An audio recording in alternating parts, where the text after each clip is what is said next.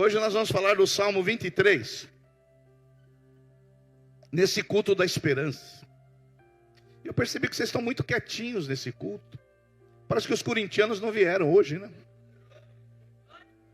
Amém? Vieram? Amém. E esse salmo é um salmo de Davi. E Davi, nesse salmo aqui, ele fala sobre alguns ambientes que na vida nós vamos ter que enfrentar. E como nós devemos nos adaptar com esses ambientes. Essa é a experiência de Davi. Davi teve essa experiência de bondade e misericórdia me seguirão todos os dias da minha vida. Vamos declarar isso juntos? Vocês estão muito quietinhos. Vamos lá? Bondade e misericórdia certamente me seguirão todos os dias da minha vida. Agora diga para o seu vizinho: bondade e misericórdia te seguirão todos os dias da sua vida. Isso, vocês estão muito quietinhos. Eu não gosto de igreja quietinha, não. Aqui é água viva, não é água morta. Aleluia. É interessante que essa experiência de bondade e misericórdia foi a experiência de Davi. E não pode ser só a experiência de Davi. Tem que ser a nossa experiência. Sim? Porque quando a gente fala do Senhor é meu pastor, eu sei que o Senhor fala desse Deus imanente, transcendente, metafísico, poderosíssimo. Esse Deus onipotente, onipresente, onisciente, imutável, eterno, infinito, excelso, glorioso. E por aí vai. Mas é interessante que, se você perguntasse para Davi: olha, Davi, esse Deus é muito grande, com todos esses atributos. Davi falava: olha, Silvio Galo, eu não vou conseguir definir quem é Deus. Eu não vou conseguir definir quem é Deus. Se você me perguntar, Silvio Galo, quem é Deus, eu não vou te explicar, tipo um teólogo. Quem é Deus? Os teólogos dizem assim: quem é Deus? Deus é um espírito pessoal, perfeitamente bom, que em santo amor cria, governa e administra todo o universo. É uma definição, mas Deus não pode ser definido. Porque se você definir Deus, seu Deus é muito pequeno. Deus não pode ser definido, mas Deus pode ser percebido. Como eles contaram aqui da presença de Deus. Deus pode ser também vivenciado. Deus não pode ser compreendido, mas Deus pode ser experienciado. Você pode pegar a pessoa mais humilde, mais simples, talvez ela não tenha uma definição eloquente de quem é Deus, como um teólogo, mas ela percebeu Deus, ela experimentou Deus, ela sentiu a presença de Deus. E Davi, aqui nesse salmo, o Salmo 23, essa experiência de Davi, imagine você encontrando Davi, o rei Davi, e perguntasse para Davi: Davi, fala de Deus para mim. Davi, quem é Deus para você? Davi, como você experimenta Deus? Davi, como você percebe Deus na sua vida? Davi, qual é o papel de Deus na sua vida? Davi, como você se relaciona com esse Deus? Davi diria para você: olha, eu não sei definir muito essas coisas, mas uma coisa eu posso dizer: Ele é meu pastor e nada vai me faltar. Esse Deus, Ele me pasta, Ele me leva a pastos verdejantes. Esse Deus, Ele me leva a águas tranquilas. Esse Deus, Ele refrigera a minha alma. Esse Deus, Ele na verdade, ainda que eu ande pelo vale da sombra da morte, eu não temerei mal algum. E esse Deus, uma hora, Ele vai preparar uma mesa diante dos meus inimigos. Esse Deus vai me ungir tanto com o Espírito Santo, que vou transbordar, e rios de água viva fluirão do meu interior. É esse Deus que eu sirvo. Eu não sei muito defini-lo, eu não sei muito explicá-lo, mas eu sei experimentá-lo, eu sei percebê-lo, eu sei quando Ele está presente na minha vida, numa reunião. Quantos podem dar um glória a Deus? E quando a gente fala disso aqui, a gente tem que lembrar que Davi, ele foi pastor de ovelhas antes de ser rei. Sim? Davi, antes de ser rei, ele foi pastor de ovelhas e ele cuidou de muitas ovelhas. Eu sei, irmão, eu já até escrevi um livro de Salmos, você pode adquirir esse livro. Eu sei que o livro de dos Salmos eram canções que os israelitas cantavam. Eu sei que o livro de Salmos são livros poéticos, mas eu aqui nesse Salmo 23, eu consegui perceber 3 ambientes que Davi passou, que você também vai passar nessa vida. 3 ambientes. O primeiro ambiente que eu vejo aqui, que Davi, ele passou na sua existência, como rei, como homem segundo o coração de Deus, é o ambiente que a gente pode dizer paradisíaco. Davi, ele viveu isso. Aí no versos 1 e 2 ele diz assim: o Senhor é o meu pastor e nada vai me faltar. Esse Deus, ele me leva a pastos verdejantes, ele me leva também a águas tranquilas. Esse Deus, ele refrigera a minha alma. O primeiro ambiente que você andando com Deus, percebendo Deus, sentindo a presença de Deus, você vai sentir esse ambiente de nada vai te faltar. Haverá provisão, haverá proteção, haverá direção, haverá realmente aqueles momentos com Deus. E aqui, Davi, talvez quando ele escreveu esse salmo, inspirado obviamente pelo Espírito Santo, Davi, talvez ele está pensando que quando ele era pastor de ovelhas antes de ser rei, porque sendo pastor, vivendo lá no deserto da Palestina, um lugar inóspito, seco, talvez Davi, ele como pastor, ele tinha que procurar águas e pastos verdejantes para suas ovelhas. Eu não sei se você conhece a geografia de Israel, mas a geografia de Israel é muito desértica, ela é inóspita, ela é seca. E um pastor de ovelha, ele tinha que sair às manhãs e procurar o quê? Pastos verdejantes. Ele tinha que procurar o quê? Águas tranquilas. E deixa eu falar para você, num deserto não é fácil encontrar pastos verdejantes e encontrar águas tranquilas. Num deserto é muito difícil encontrar esse tipo de lugar. E Davi, ele diz assim: o Senhor vai me guiar pelas veredas da justiça. Ô Senhor, eu vou sair de manhã, mas eu não sei onde tem pastos verdejantes, eu não sei onde tem águas tranquilas. Senhor, me guie pelas veredas da justiça, por amor do seu nome. Senhor, que eu vou sair de manhã, mas não sei para onde eu vou, mas por favor, me guie. Eu preciso encontrar água para essas ovelhas. Eu preciso encontrar pastos verdejantes para essas ovelhas, senão elas vão morrer de sede, elas vão morrer de fome. Então me guie. Esse é seu pastor. Ele vai te guiar pelas veredas da justiça. Ele vai mostrar o caminho certo onde você deve ir. Você crê nisso?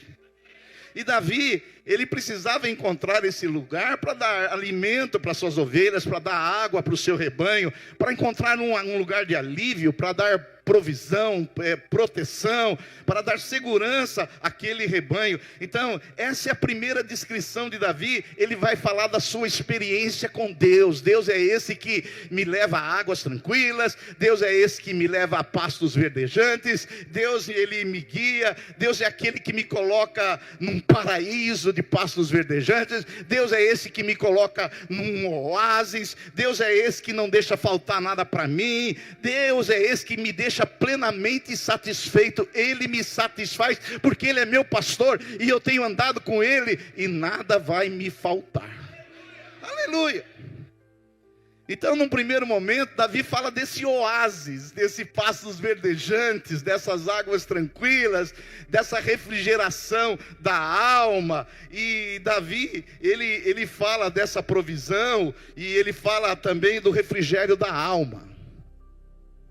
Porque às vezes a nossa alma precisa de refrigério. Sim ou não? Vivemos num mundo estressado, num mundo caótico, e às vezes ficamos angustiados. E a ideia de Davi aqui, segundo os teólogos, é porque as ovelhas, quando elas ficavam enlameadas, e entrava aquela lama nos seus pelos, e tanta lama que às vezes essa lama fazia com que a ovelha tivesse dificuldade em respirar. Muita lama, muita sujeira. E Davi, ele precisava das águas tranquilas, não só para as ovelhas beberem, mas também para que elas pudessem ser lavadas daquela sujeira e aliviasse a sua respiração. Então, quando ele diz, a água vinha ali para quê? Para trazer um refrigério na sua alma. Eu não sei o que você está passando, meu querido, meu irmão, minha irmã, mas independente da angústia que você está passando, há uma promessa do Senhor para a sua vida. Ele vai refrigerar você, Ele vai te dar o descanso. Você pode estar numa depressão, num estresse, numa síndrome de burnout, não importa. O Senhor, Ele nos dá o alívio. Ele tira a nossa sujeira e traz o alívio e faz que nós vivamos uma vida leve. Na década de 80, foi escrito um livro por um autor chamado Philip Kerr, que ele era pastor de ovelha nos Estados Unidos, e ele fez uma interpretação desse salmo. Ele era pastor de ovelhas mesmo, não de ovelhas como vocês, ovelhas de verdade, não figurado. E o Philip Kerr, nesse livro, se você quiser, você pode, nem sei se existe mais esse livro, eu tenho porque eu tenho muitos livros antigos, chama O Senhor é meu pastor, nada vem me faltar. E o Philip Kerr, ele diz assim: as ovelhas, quando ficavam encharcadas de lama, aquela lama se condensava no seu pelo e sua lã a oprimia. E ela perdia o ar, porque aquela lama seca na ovelha funcionava como uma armadura, e ao pressionar a ovelha, o pastor a levava essa ovelha suja, essa ovelha cheia de lama, e ele levava essas águas tranquilas. Não era apenas uma questão de dar água para as ovelhas, para beber, mas de tirar aquela lama e fazer as ovelhas respirar melhor e ter esse refrigério. O Philip Kerr, ele faz essa interpretação porque ele entende que é isso que Davi está querendo dizer. Então, num primeiro momento, a gente percebe o quê? A gente percebe dessas ovelhas, ele protegia essas ovelhas, ele levava essas ovelhas para pastos verdejantes ali no deserto, ele conhecia onde havia os oásis, as águas, ele cuidava da ovelha rosa. Tudo bem, tranquilo, haverá provisão, haverá proteção, uma vida refrigerada, não vai faltar nada para você. Ele vai nos levar a pastos verdejantes, Ele vai nos levar a águas tranquilas. E às vezes, quando nós estamos vivendo esse ambiente, a gente fica pensando assim: Senhor, não deixa que isso vá embora da minha vida. Estou vivendo toda uma fase tão boa às vezes, não agora, mas já tive uma fase melhor. Senhor, não deixa passar esse momento. Não deixa, é tipo o corintiano agora: Senhor, que a gente continua ganhando, deixa assim, não deixa voltar aquela fase ruim de novo, não é?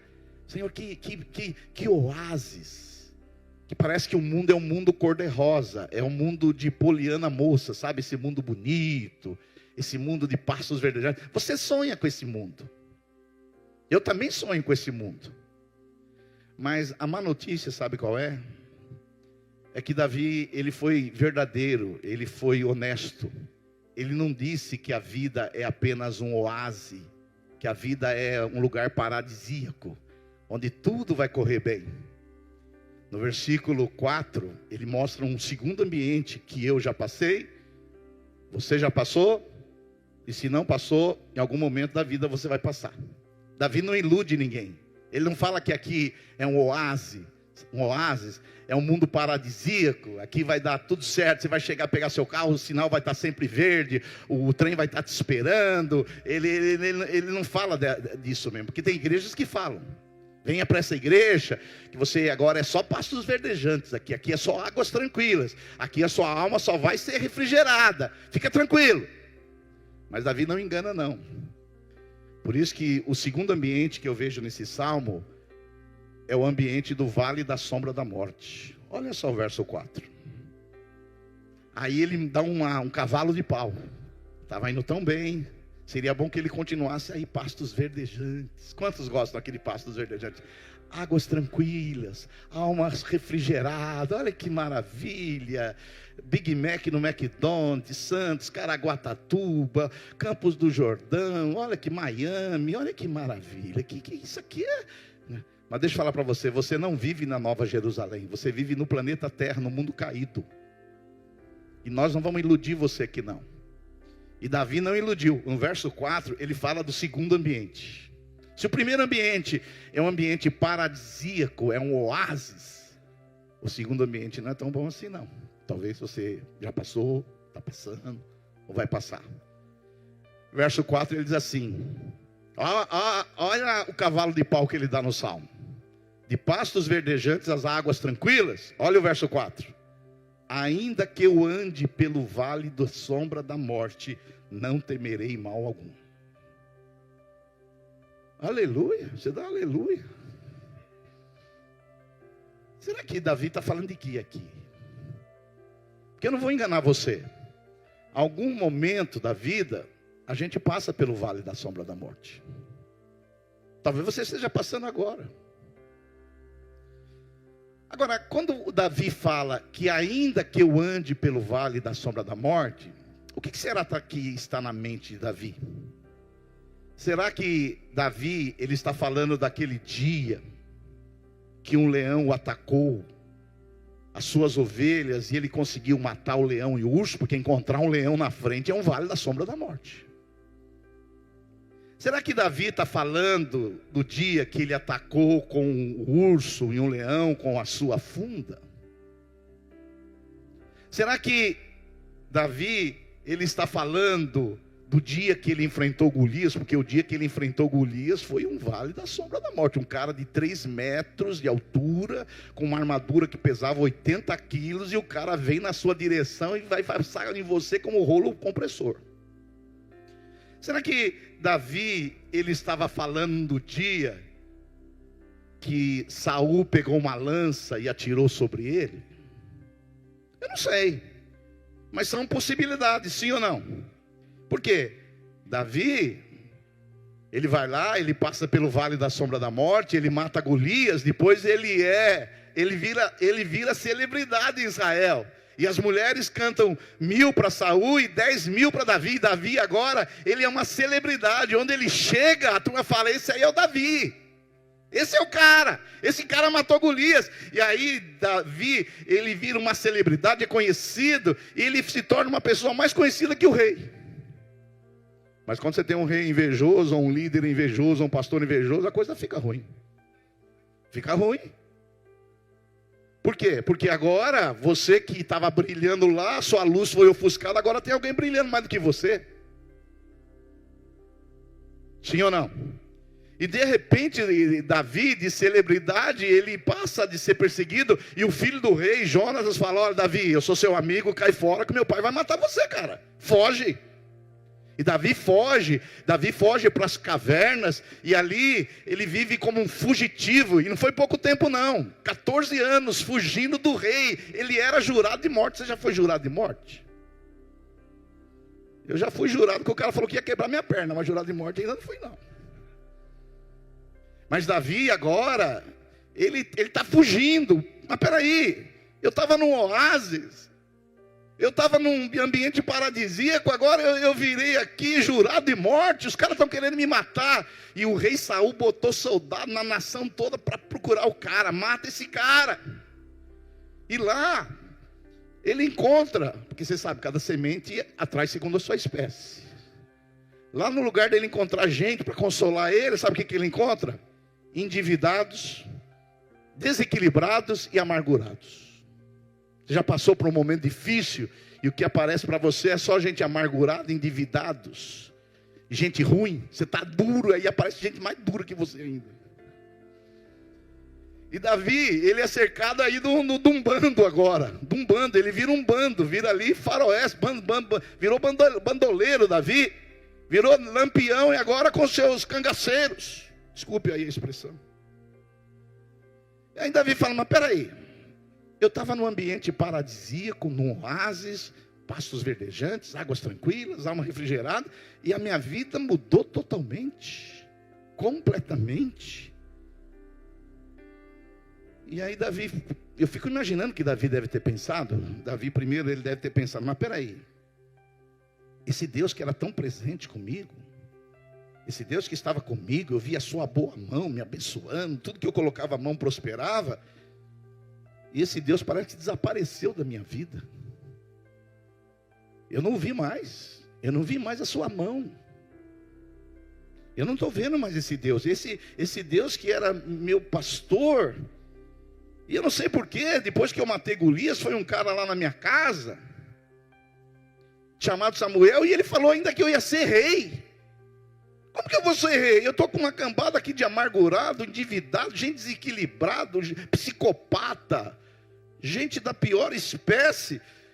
E agora eu que estava num oásis, agora eu sou um fugitivo com sentença de morte do rei. E Davi fala, mas cara, onde está Deus? Talvez seja a sua pergunta hoje.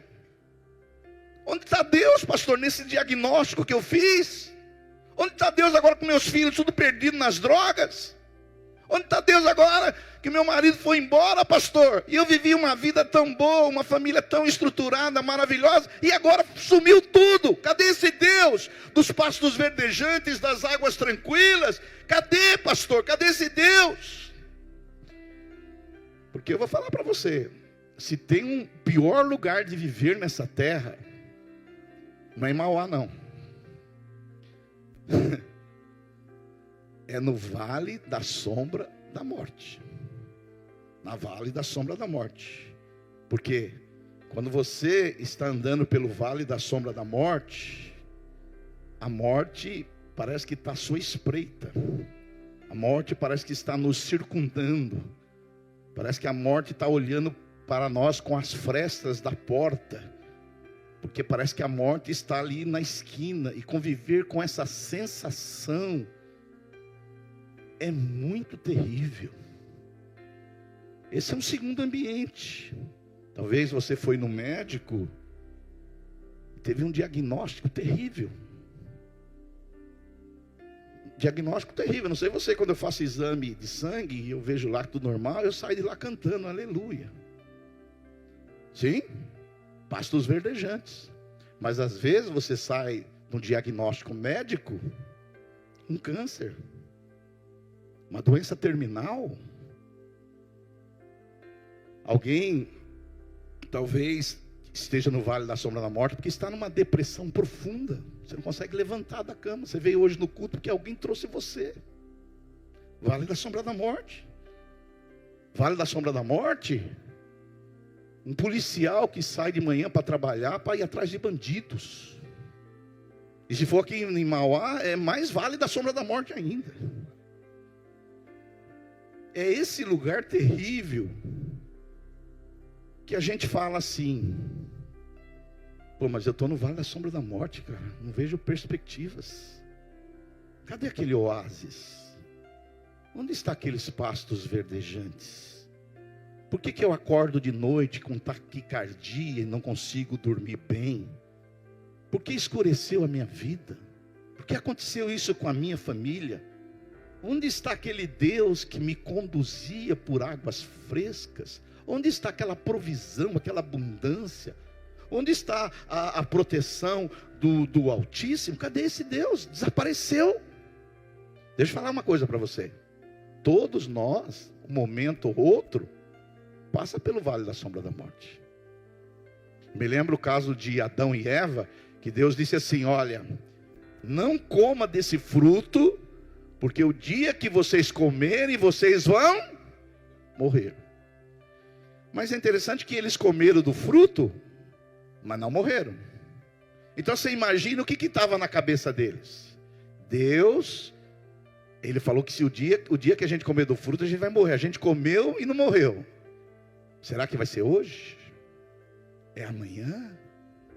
Depois de amanhã? Então a pessoa vive com aquela expectativa negativa, quando que vai acontecer isso? Porque será que a morte vai me pegar? Será que essa doença ela vai se alastrar? Será que eu estou vivendo aí à beira desse momento difícil? Será que eu vou conseguir sair desse lado? Será que a morte já levou o meu vizinho, levou o da frente? Será que o próximo sou eu? Eu mesmo, quando eu morava ali num bairro chamado Campo Verde, eu estava ali, tinha um senhor que fazia fisicultura, fortão, cara, era assim, muito fortão. E ele foi andar de bicicleta um dia, foi atropelado e morreu. Depois o vizinho do outro lado morreu. E eu falei, será que o próximo sou eu? Eu até mudei. Mas foi por outro motivo. Porque você não fica preocupado com isso. Vocês mais novos também não têm essa preocupação. Mas às vezes você chega numa idade que os seus amigos estão morrendo. Seu colega morreu. O outro morreu.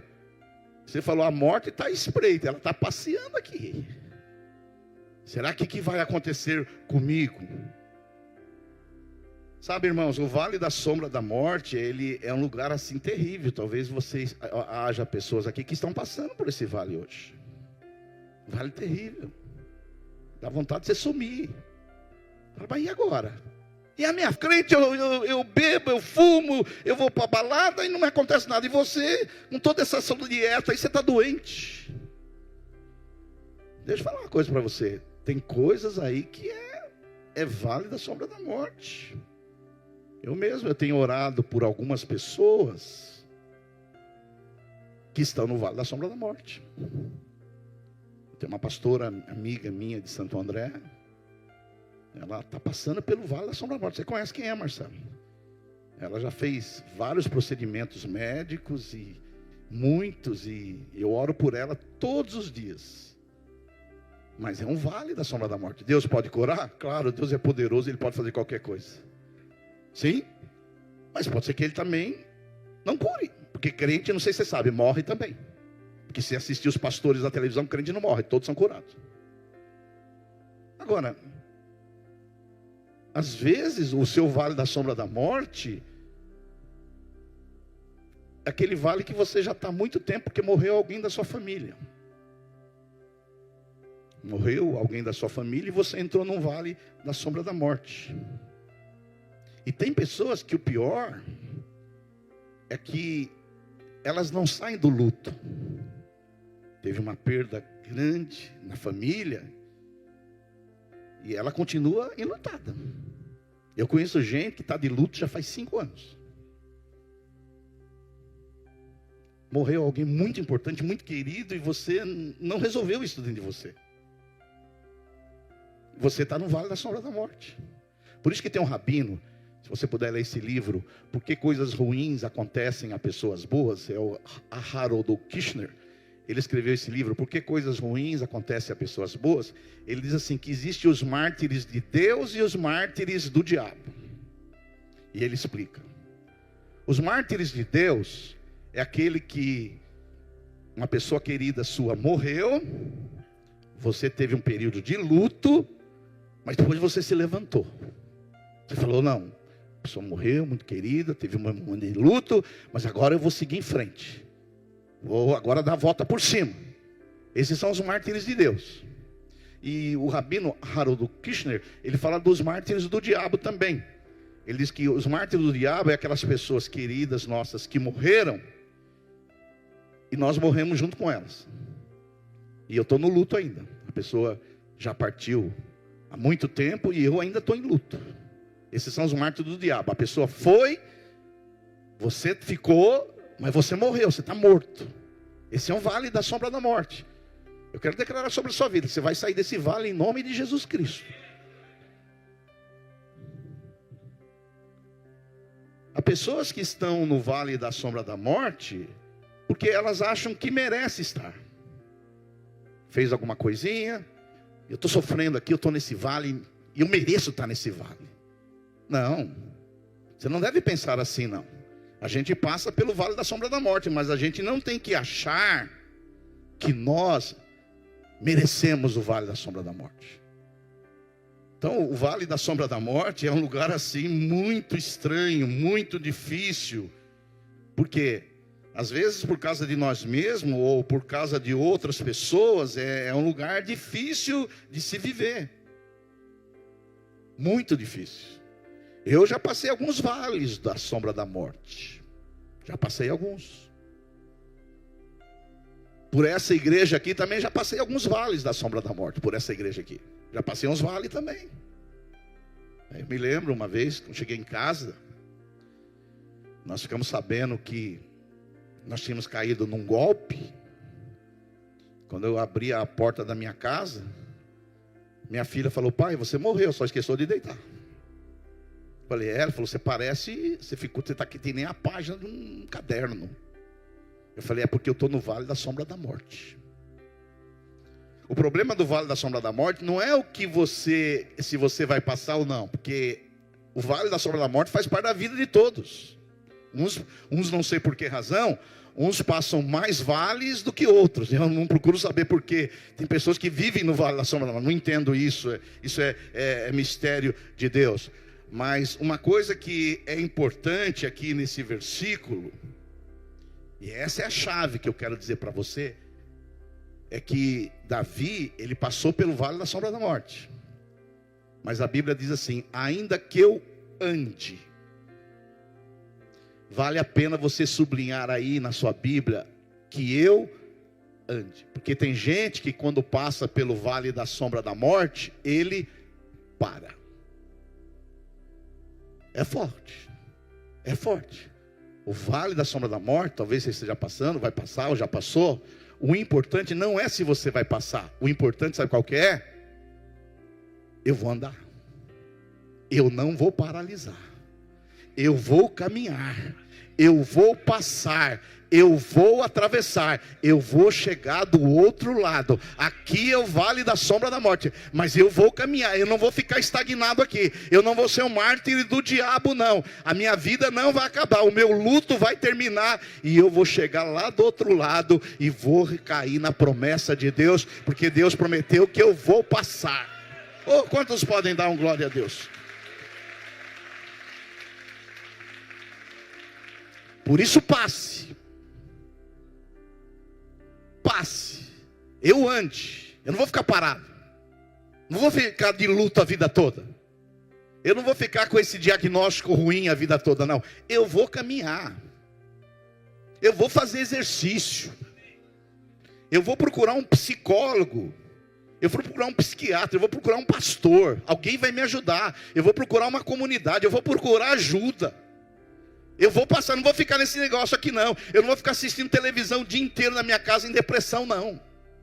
Drogas, eu estou desempregado, é um vale da sombra da morte. Mas eu não vou ficar aqui parado. Eu vou sair de casa. Eu vou fazer uma caminhada. Eu vou fazer a barba. Eu vou passar um creme nível no rosto. Eu vou ficar bonito e vou passar desse lugar aqui.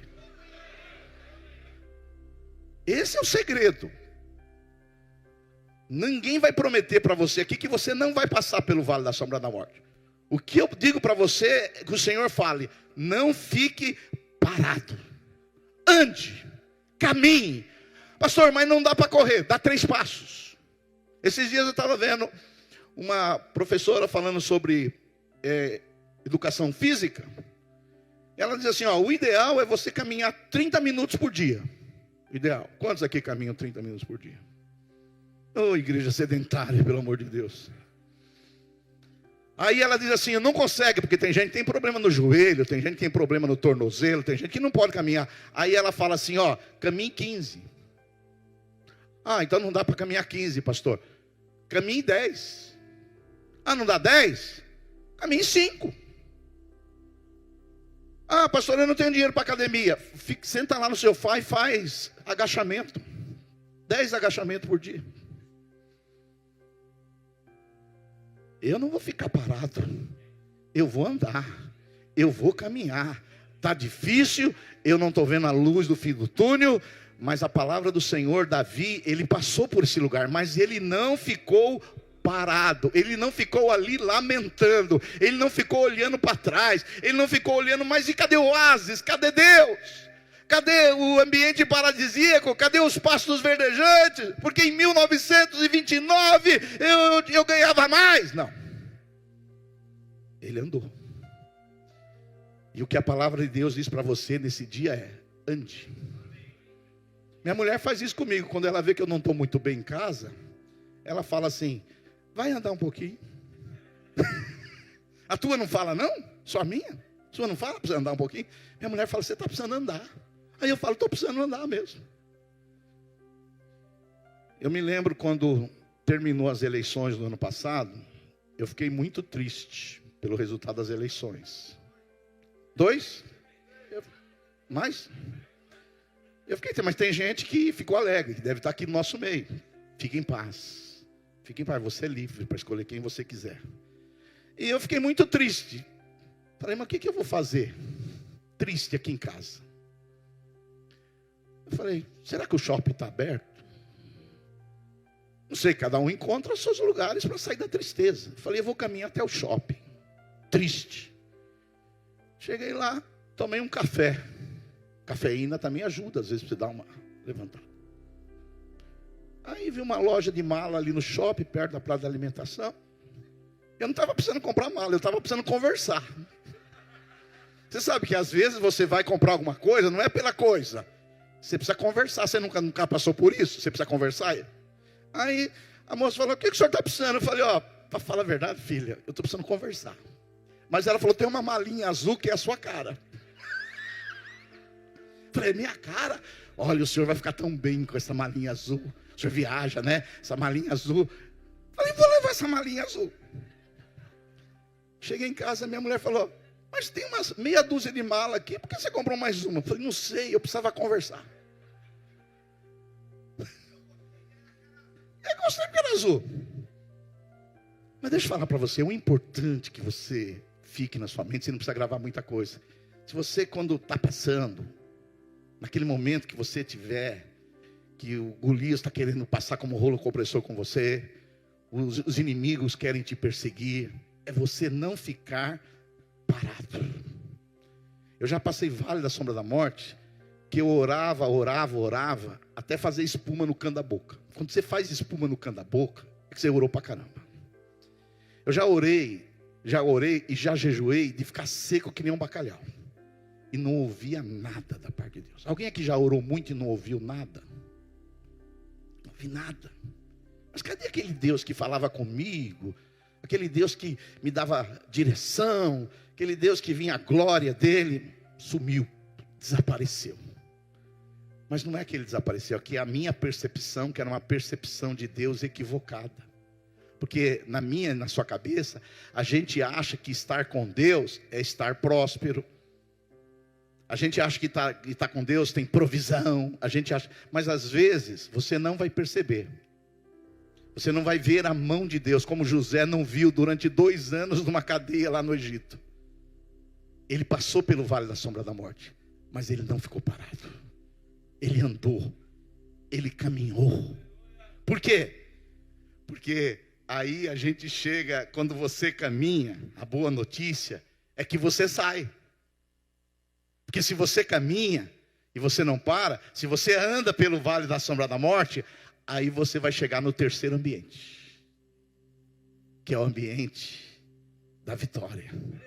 Olha só o verso 5 e a gente entra aí no último ambiente. Terceiro ambiente. Se o primeiro ambiente é o ambiente paradisíaco, um oásis, o pastos verdejantes. Se o segundo ambiente é o vale da sombra da morte, Davi não para aí, porque você não vai parar no vale da sombra da morte. Você vai caminhar, você vai andar, você vai correr. Se não pode correr, ande. Se não pode correr, dá uns passos. Mas você vai caminhar. Porque se você caminhar, sabe onde você vai chegar? No verso 5. Preparas-me uma mesa na presença dos meus adversários. Os meus adversários não vão ver eu parado no vale da sombra da morte. Os meus adversários vão ver que eu estou caminhando. E o Senhor vai fazer mais. O Senhor vai derramar do seu Espírito na minha vida e vai ungir a minha cabeça com óleo. O Senhor vai derramar a força do Espírito Santo, o consolo do Espírito Santo, o fortalecimento do Espírito Santo. E sabe o que vai acontecer depois que eu andar e o Senhor me dá vitória sobre os meus inimigos e me transbordar? Esse meu cálice vai transbordar e do meu interior vai sair rios de água viva. Porque quando você não fica parado, você corre. E quando você corre, você vai lá, você corre para a casa de Deus. É interessante que o versículo 5 diz assim: olha, o Senhor unge a minha cabeça com óleo. Eu não sei se você sabe, os pastores do antigo Israel, eles colocavam óleo sobre as ovelhas para livrá-los dos insetos. Na época, tinha insetos que entravam pelas narinas da ovelha, que podia causar uma doença e até a morte. E aí o que os pastores de ovelhas faziam? Eles ungiam as ovelhas com óleo. Deixa eu falar para você, a unção do Espírito Santo está sobre você.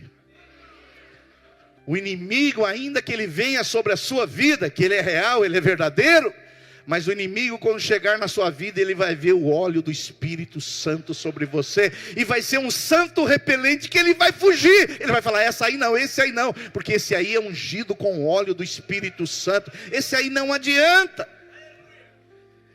E aí, depois que você é ungido com óleo, a Bíblia diz assim: os meus inimigos, os meus adversários, o Senhor vai preparar uma mesa. Deixa eu falar uma palavra profética para você aqui. Tem muita gente que te prejudicou. Tem muita gente que puxou o seu tapete. Tem muita gente que fez o seu mal. Tem gente que te deu golpe.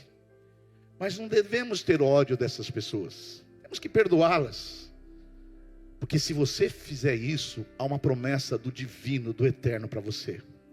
O Senhor vai preparar uma mesa diante dos seus adversários. Os seus adversários verão que você não ficou prostrado no vale da morte. Eles verão a tua vitória. Eles verão a poderosa mão de Deus ali, agindo em favor de você.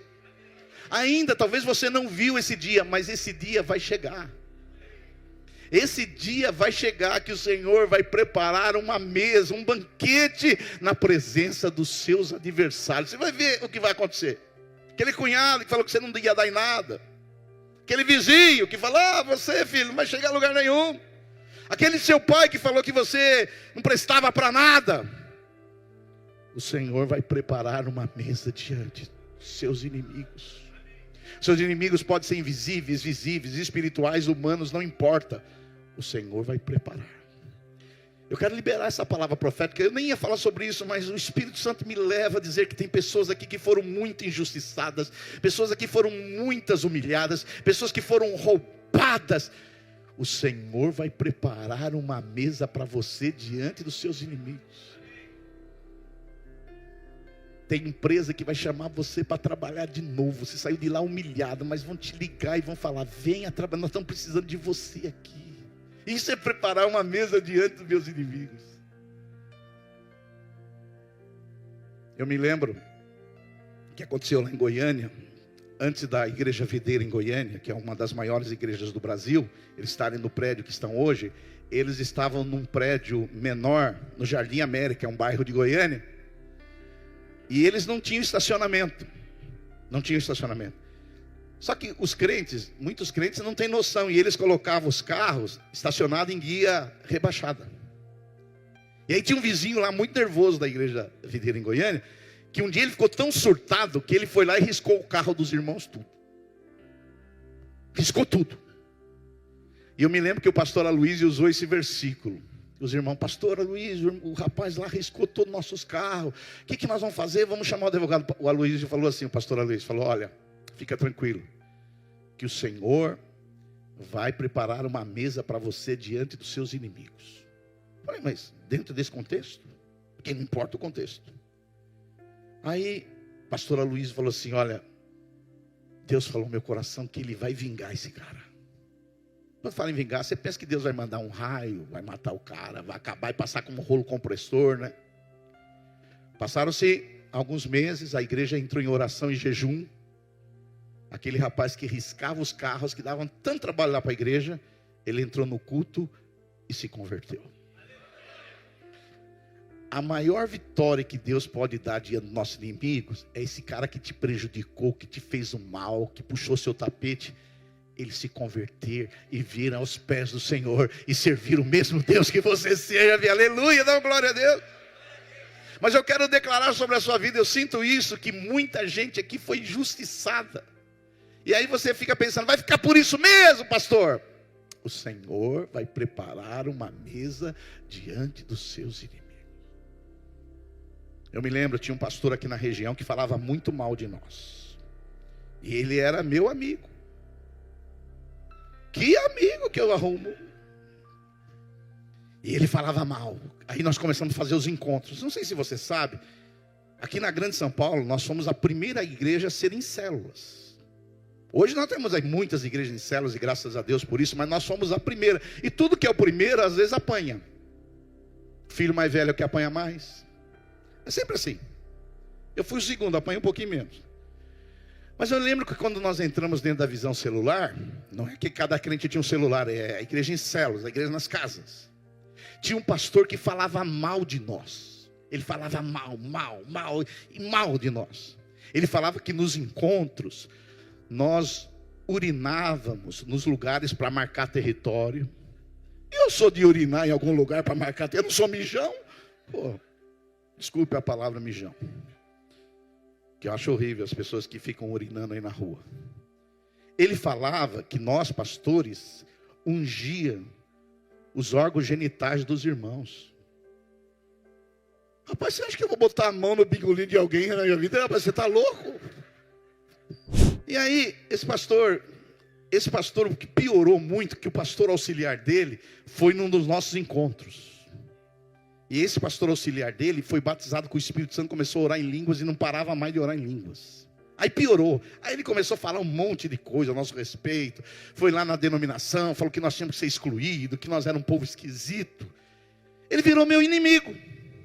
Meu inimigo. Mas o Senhor falava para mim: Silvio Galha, fica tranquilo. Eu vou preparar uma mesa para você diante dos seus inimigos. Eu sei que seus inimigos são outros. Seus inimigos são pessoal de crime organizado. O meu é pastor. Cada um tem seus inimigos. Cada um tem seus inimigos. Esses são os meus. Você vê que os meus inimigos não são tão assim, né, ferozes. Aí um dia, nós fomos convidados para ministrar para pastores lá em São Bernardo do Campo. Inclusive o pastor Aloísio veio junto. E o pastor Anatoly também estava junto. Aí acabou tudo, né? Aí quando eu chego lá, eu vi esse pastor que falava mal de nós. E eu, quer saber desse cara? Fala mal de nós. E aí o pastor Aloísio ministrou, eu ministrei, eu procurei nem olhar para a cara dele. Tá com raiva. Só sangue de barata. Aí, no final, esse pastor, que ele se achava o cara, ele viu que o que aconteceu nessa igreja, o crescimento que essa igreja teve, todo o sucesso, igrejas implantadas em várias cidades, tudo que aconteceu, vocês sabem bem a história. E chegou na hora da unção, ele queria tanta unção, que ele dobrou o joelho assim, eu me lembro da cena. Eu quero unção, eu quero unção, eu quero unção. Eu, na verdade, para falar a verdade para você, eu estava com vontade de dar um suco na boca dele. Essa era a minha verdade. Essa era a minha vontade. Mas você sabe que eu me controlo. Dum na boca. Mas você sabe que isso é da carne, eu ando no espírito. Aí eu chamei os universitários. Falei: Anatoly, tem um pastor aí. Ele, sim. Tem um pastor que ele falou que a gente ungia órgãos genitais, que a gente urinava nos lugares. Ele acabou com a gente. Sim. O que fazer? Falei: ora por ele, mas não só uma vez. Ora 7. E naquela época, vocês conheceram o pastor Anatoly mais domesticado. Na época, ele era um leão da África. Ele chutava, ele dava, pum. Não sei se alguém lembra dessa época. Falei: Anatoly, esse irmão falou muito mal de nós. E ele precisa ter essa experiência com a unção.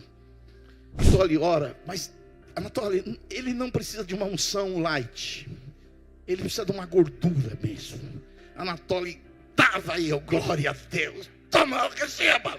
E toma, receba mais, receba. E eu estirou, o homem ficou estirado lá. Aí o Espírito Santo, como me disse assim: tá vendo? Eu preparei uma mesa para você diante dos seus inimigos. E esse pastor virou um homem ungido, tremendo. Hoje ele crê no poder do Espírito Santo. Na época ele era um batistão, não acreditava, mas agora ele crê no poder, ora em línguas e tem sido usado por Deus. Deus vai fazer com você também. Ele vai preparar uma mesa diante dos seus inimigos. Por quê? Porque no versículo 6, e eu encerro com isso, passou a raiva, o rapaz recebeu a unção, a igreja cresceu, e aí hoje nós estamos bem. Porque quando você recebe essa unção, seu cálice transborda. E aí você chega no estágio maior da fé, que é o verso 6. Bondade e misericórdia certamente me seguirão todos os dias da minha vida. Mas peraí, todos os dias? E os 14 anos que ele estava jurado de morte? E os dias que Golias tentou matá-lo? E os dias que Saul lançou uma lança sobre ele? Bondade e misericórdia certamente me seguirão todos isso. Tem dia que você pode nem perceber, mas a bondade de Deus é com você. Não haverá um dia nessa terra que Deus não vai ser bondoso com você. Você pode estar no oásis, no ambiente paradisíaco, pastos verdejantes, águas tranquilas, com a alma refrigerada. Mas pode ser que você tenha dias também que você está no vale da sombra da morte. Aí você vai falar: onde está Deus? Cadê aquele Deus da provisão, da proteção, da direção? Ele está ali com você. A bondade dele está ali com você. Pode ser os piores dias que você passou num leito de um hospital, num diagnóstico ruim, num lugar difícil. A bondade de Deus, ela vai estar sempre com você. Por isso que a aplicação prática dessa mensagem é o seguinte: tenha uma fé, meu irmão, adultecida. Porque tem hoje muitos crentes que ficaram velhos, mas ficaram com uma fé infantil. Acham que a vida é só pastos verdejantes, que a vida é só águas tranquilas, que a vida é só alma refrigerada. É a fé infantil, que muitos caem nesse engano. Mas nós queremos ter uma fé adulta, madura, adultecida. É pastos verdejantes? Tem bondade de Deus. É vale da sombra da morte? Bondade de Deus. Minha mulher brigou comigo? Bondade de Deus. Eu fui desempregado? Bondade de Deus. Tive um diagnóstico ruim? Bondade de Deus. Porque tem 2 seguidores que nunca vão te deixar, que é bondade e misericórdia. Fica de pé no seu lugar. Vamos cantar ao Senhor em nome de Jesus.